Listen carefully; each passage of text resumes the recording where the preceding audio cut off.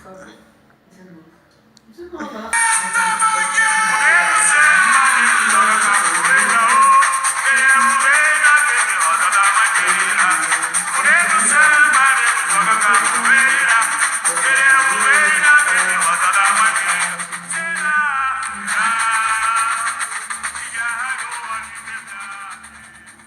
Olá, será que já raiou de fato a liberdade ou foi tudo ilusão?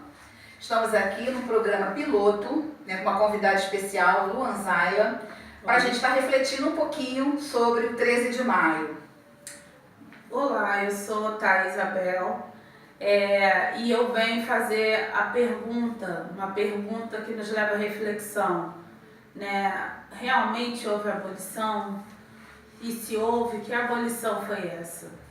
Então a gente tem como objetivo discutir e pensar nos pontos que, de uma forma retórica, vão responder as perguntas. Olá, eu sou a Luciene e meu pseudônimo literário é Luan Zayla. Eu escrevo ficção científica, mas de modo geral eu escrevo ficção especulativa afrofuturista. Eu sou uma escritora afrofuturista e estou com 3 obras publicadas, e aqui durante o programa a gente vai conversar sobre o que é esse 13 de maio e que caminhos são esses que se entrelaçam com o afrofuturismo. Bom, o programa não poderia ser dedicado, deixar de ser dedicado, na verdade, àqueles que aportaram no Cais de Valongo, no litoral brasileiro, a partir dessa viagem diaspórica. Então é para eles que a gente está dedicando, pelo dia de hoje, esse nosso programa piloto.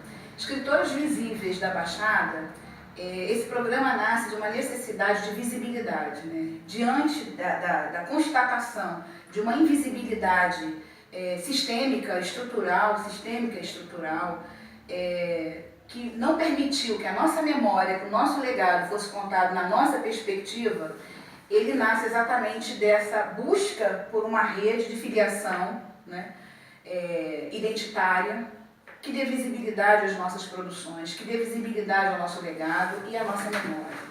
Num país que passa por uma crise de leitura, a gente também tem como perspectiva o desejo de fomentar, de estimular a leitura e a escrita, não como lugares de privilégios, alguns alcançam. Contraditoriamente, paradoxalmente, nós que somos escritores, que produzimos cultura na Baixada, que trabalhamos com educação na Baixada, a gente sabe de antemão como foi a nossa luta para a gente conseguir dar visibilidade às nossas produções e às produções dos nossos companheiros. E a gente passa isso para as gerações futuras, com o desejo de estimular a leitura e a escrita como um direito humano. A gente precisa de políticas públicas voltadas para a produção da escrita, mas a gente precisa também de espaços de visibilidade. Então o programa nasce desse desejo. E a gente percebe também, com a abordagem dos escritores visíveis da Baixada Fluminense, a gente percebe que essa necessidade de espaço não vem só de escritores da Baixada Fluminense, mas também de alguns escritores que não se enquadram bem no mercado editorial. Então, a gente vê no nosso cotidiano várias versões dessa abolição, dessa falsa abolição.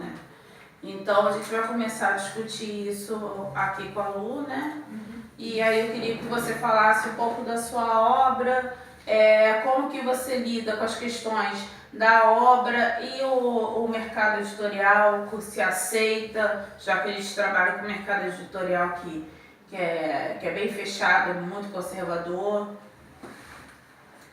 Bem, eu sou uma autora independente. E o que eu posso dizer do mercado editorial é que a gente está começando um novo caminho. Na verdade, esse caminho começou há umas 2 décadas atrás, quando começou a dinâmica das editoras independentes e também a questão da tecnologia.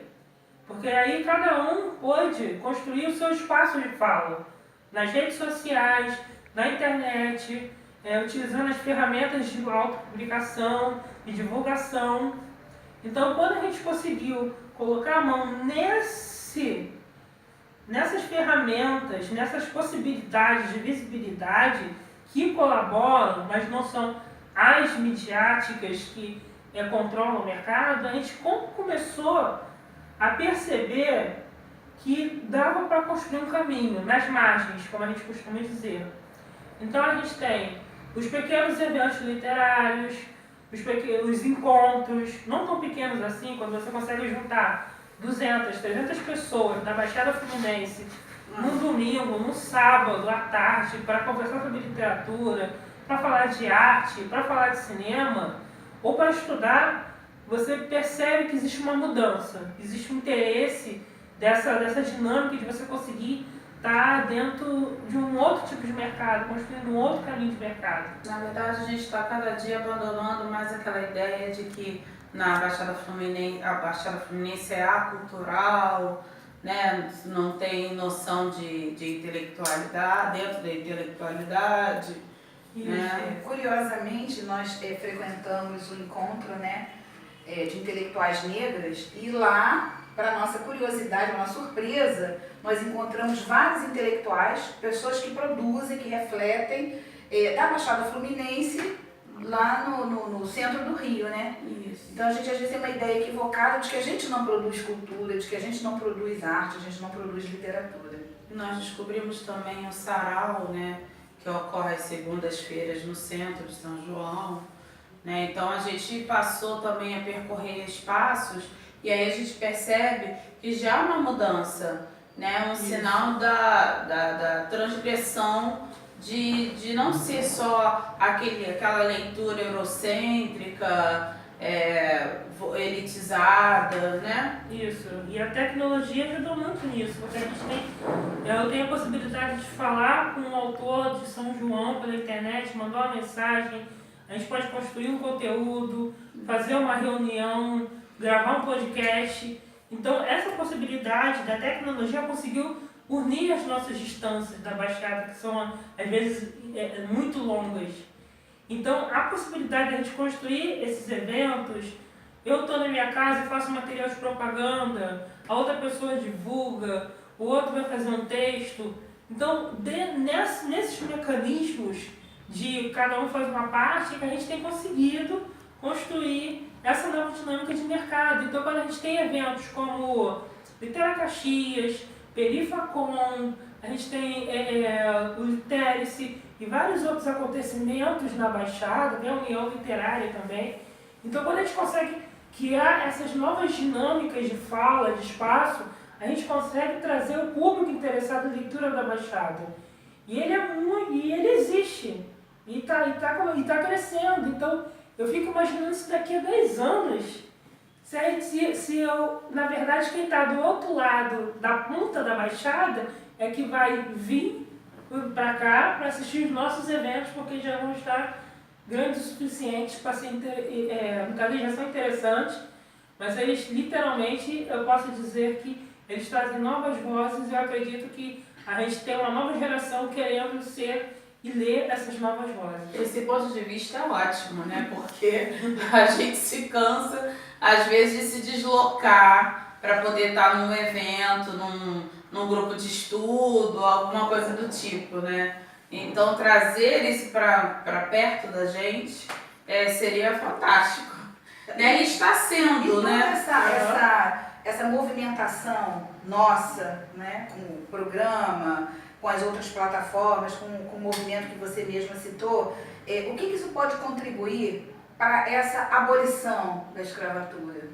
Né? Que ela está a dever, em termos de direitos humanos, principalmente, para a população brasileira. Como é que você pensa a literatura nesse contexto?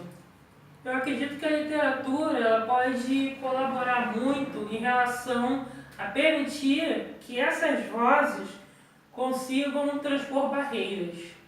Porque quando você tem formas de você pegar a sua escrita, a sua fala, essa recolocação da história e produzir um conteúdo que outras pessoas vão ler, seja aqui no Rio ou lá no Amazonas, ou no Rio Grande do Sul, ou na Bahia, no Nordeste, numa cidade pequena, no interior de São Paulo, você já está conseguindo um grande passo.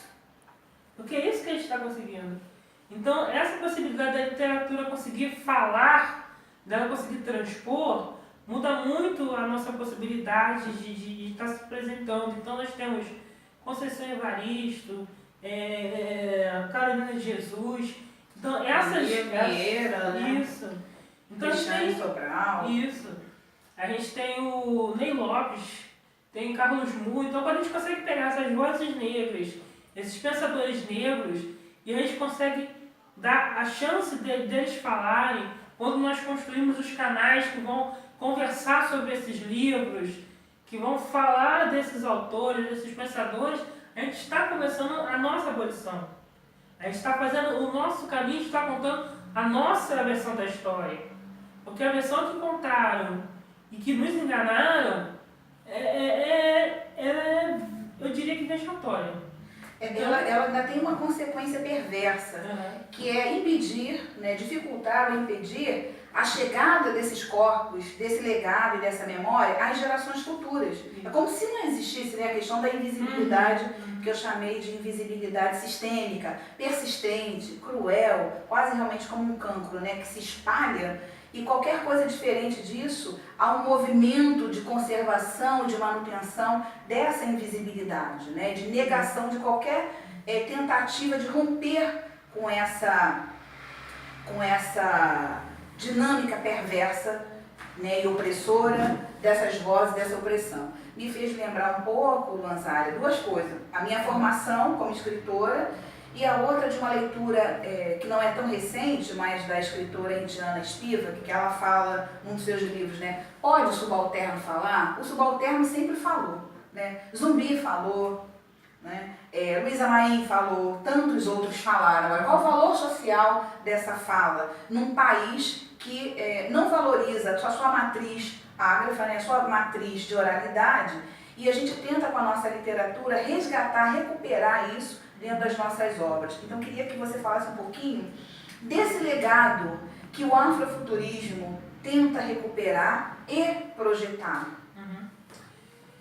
O afrofuturismo, ele tem raízes nos Estados Unidos, só que ele foi pensado para ser amplo.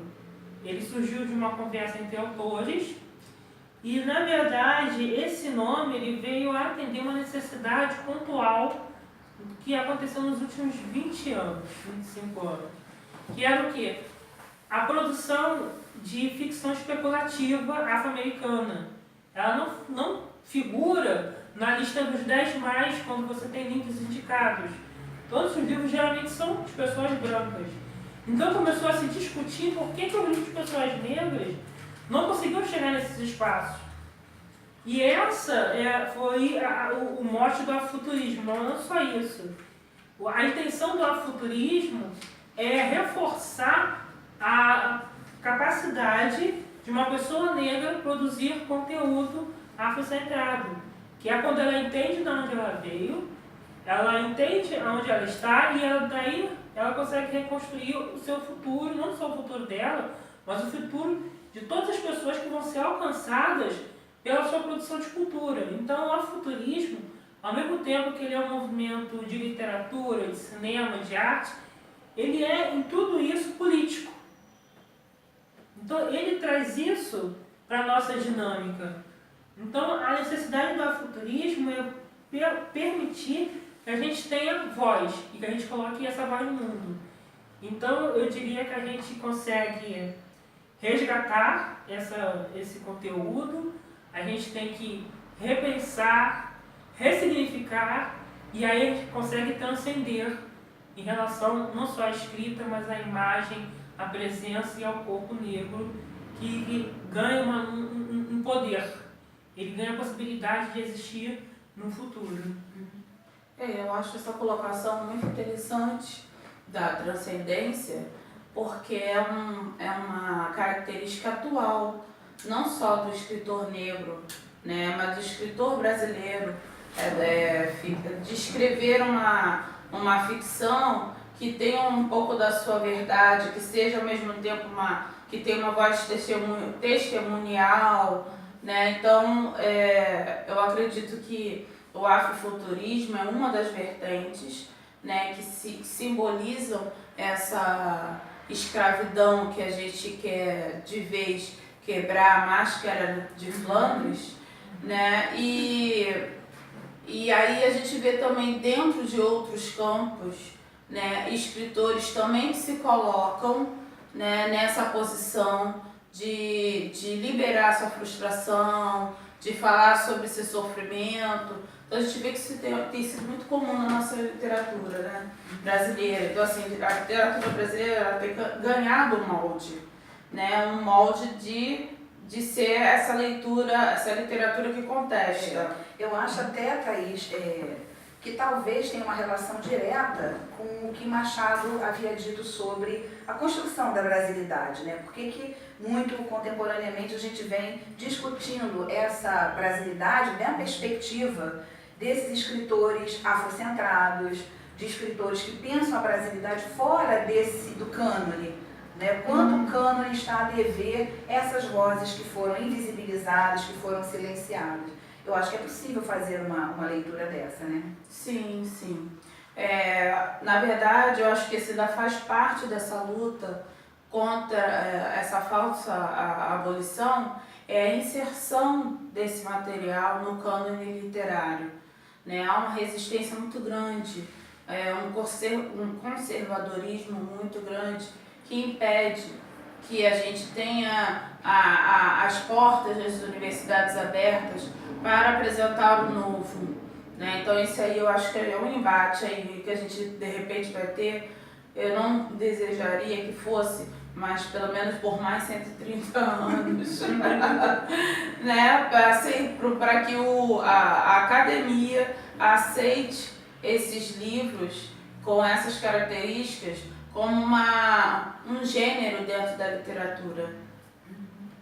Lu, eu tenho aqui, né, foi um achado, é um livro que eu estou indicando a leitura de vocês, eu não vou dar spoiler porque eu estou na metade, mas tem um trechinho aqui que eu achei muito interessante, porque dialoga, que eu acabei dialogando, realmente tenho que confessar que não foi intencional, porque o poema já está inclusive publicado, porque um dos recortes desse projeto, né, do canal Escritores Visíveis da Baixada, tudo aquilo que eu já havia dito, mas também poder contribuir para a formação do leitor, né, para trazer essa reflexão em torno da leitura e da escrita, não como um instrumento de controle, não como algo que seja privilégio de um Drummond ou mesmo nosso, ainda que a gente não esteja no cânone. Paradoxal isso, né?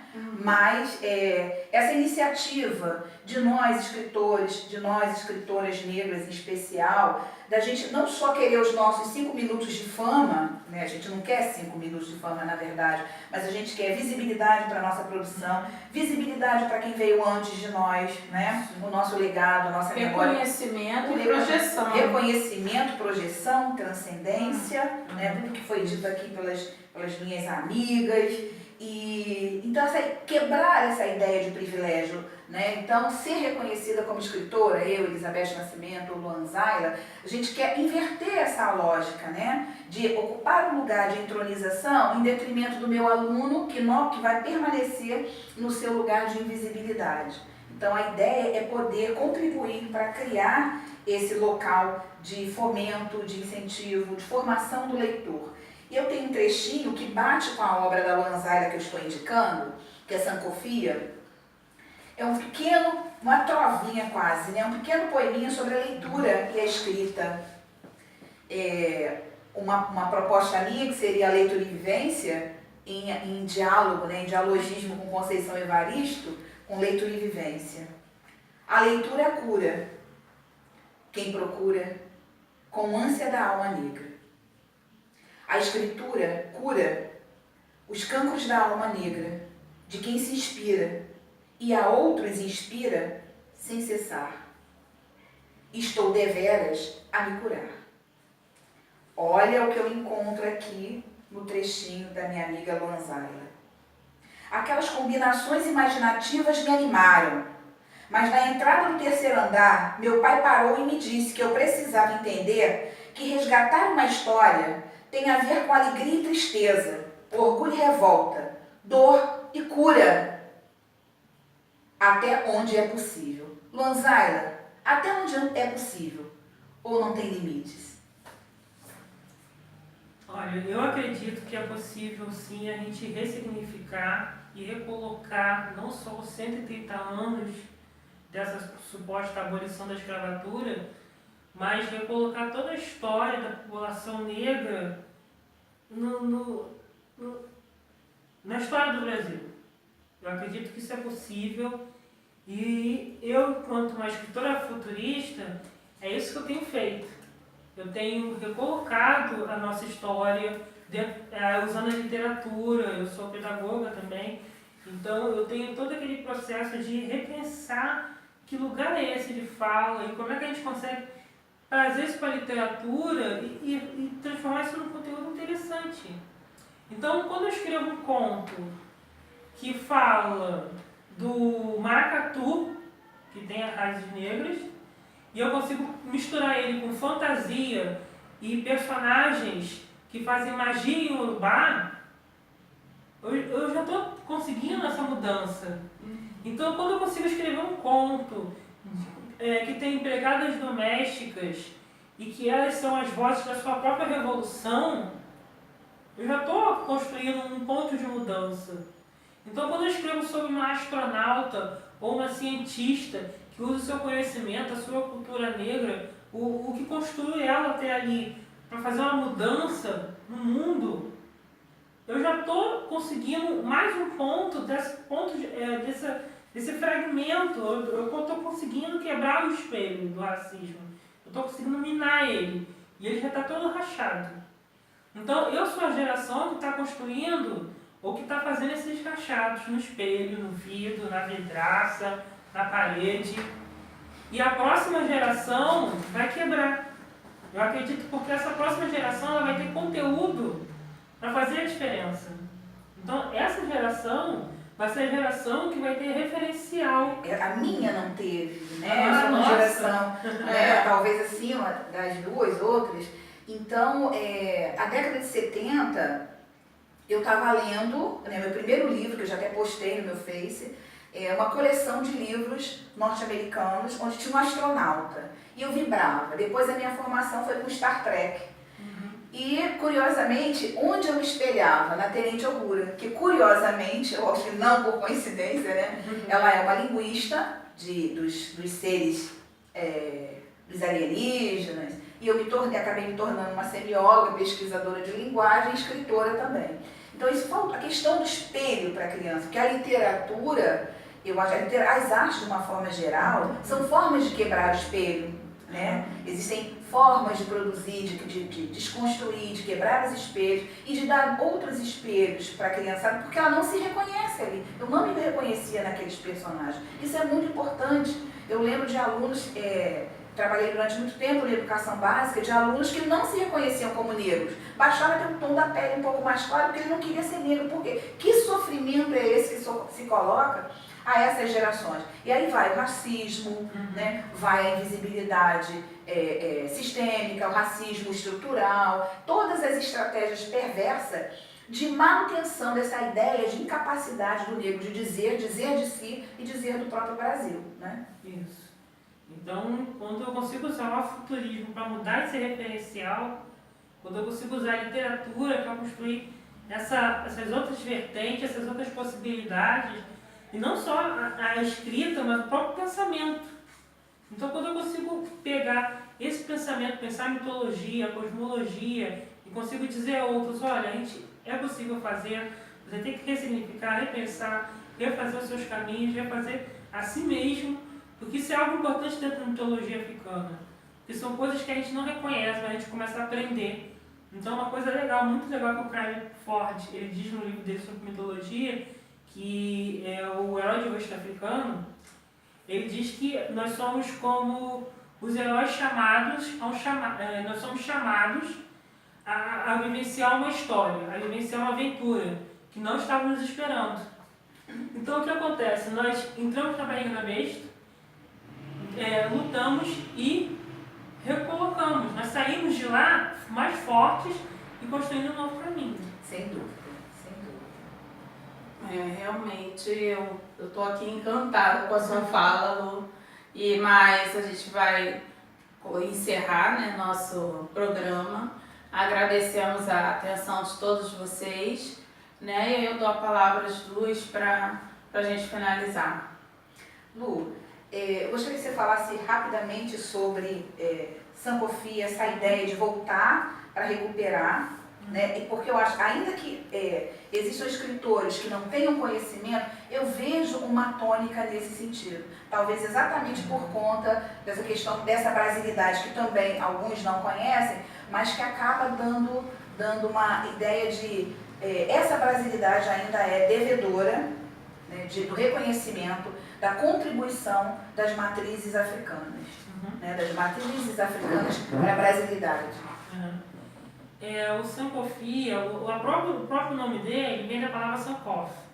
Só que o que eu fiz? Eu construí uma ideia de utopia, porque o afrofuturismo, não só o afrofuturismo, mas a ficção especulativa, a ideia de ficção negra, de um modo geral, ela está, como eu vou dizer, se fazendo. Então a gente está pensando nessa ficção.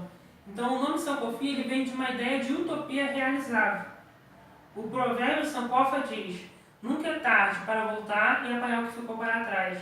Então eu pego essa ideia e trago para a utopia do Sankofi, que é exatamente a ideia de você recolocar todo esse processo, não só na escrita, mas em qualquer meio de arte, nem que seja quando você consegue fazer uma gravura, uma música. Então o Sankofi, o livro, eu trouxe várias possibilidades de escrita. Então eu trabalhei com teor social, que a gente pode lembrar, por exemplo, aqui como referência o filme Corra, do Jordan Peele, que é um ótimo filme, eu indico. Então a gente tem a ideia da ficção científica, tem a ideia do mistério, tem a ideia da magia, tem também o conto de mitologia, onde eu uso a Anansi, e aí eu vou falar da invenção das tranças. Então isso é algo que foi para mim uma grande possibilidade de estar pensando várias coisas. O Sankofi, inclusive, é a minha segunda obra, a primeira é a Biologia, a de 1408, e ela tem um lugar especial na minha escrita, porque é uma história sobre uma heroína que atravessa uma saga que ela não estava esperando, e aí ela vai cair dentro da revolução do país, e ela provoca essa revolução. E essa voz vem através dessa mulher negra, vem através desse pai, dessa mãe, de todas as pessoas ao redor dela. Então, isso para mim foi absolutamente libertador. Eu acho que essa sim é a minha libertação. E eu fico muito feliz em saber que eu levei essa libertação para várias outras pessoas, em vários cantos do Brasil, inclusive com conteúdos, algumas reportagens fora do Brasil. Então, quando você pensa que aquela garota lá da Baixada, que inicialmente não acreditava nem que ia fazer faculdade, hoje ela fez faculdade, fez UERJ, ela escreve, ela publica ideias, e ela começa a ser uma pensadora também, isso é muito forte. Então, quando eu vou para as escolas também, visitar as crianças, e elas percebem que isso é possível, mesmo que mesmo que o endereço delas tenha a ver com a lateral de um valão, ou com o boteco do fulano, mas elas acreditam que elas conseguem fazer também daqueles locais, daquelas vielas, daquelas ruazinhas e becos. Isso é muito importante. Então, eu acredito que o afrofuturismo, ou a ideia mesmo de futuro, simplesmente está começando a acontecer. Então, essa geração vai mudar muito. Gente, a gente está encerrando, né? Mas eu queria só fazer uma pequena fala de agradecimento da presença de Thaís, né? Thaís Abel, que é uma teórica, uma doutoranda em literaturas africanas, né? A nossa amiga Luan Zaila, escritora, afrofuturista, com publicações, teórica também. Não sei se me apresentei no início, a Elizabeth Nascimento, também com alguma produção literária e produção teórica. Queria agradecer muitíssimo, porque a gente está fazendo uma contribuição nesse universo tão vasto da nossa rede, né, de filiação, de visibilidade, de expressão. a nossa contribuição é essa. E gostaríamos de contar com os likes de vocês. Mais importante do que likes é que vocês pudessem opinar, dar sugestões pra gente. Oi? Curtidas. Curtidas.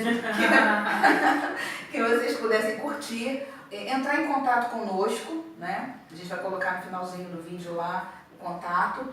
E vocês dessem sugestões de temas para o nosso programa, que espero que vocês gostem, apesar de a gente estar falando de São João de Meriti, da Baixada Fluminense, então a dificuldade que a gente tem, inclusive, de fazer esse vídeo artesanal. Espero que vocês curtam, tá bom? E eu gostaria, antes da gente terminar, eu queria deixar um improviso literário bem pequenininho sobre os 130 anos dessa falsa abolição.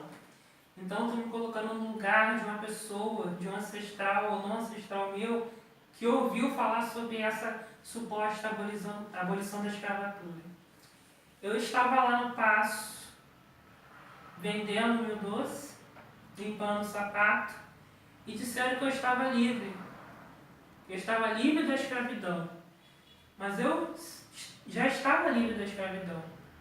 Presos estavam aqueles que me escravizaram, que receberam indenização. Eles foram libertos, mas eu não. No dia 14, eu voltei para vender o meu doce e novamente limpar algum sapato de algum grande homem passando naquela imensidão.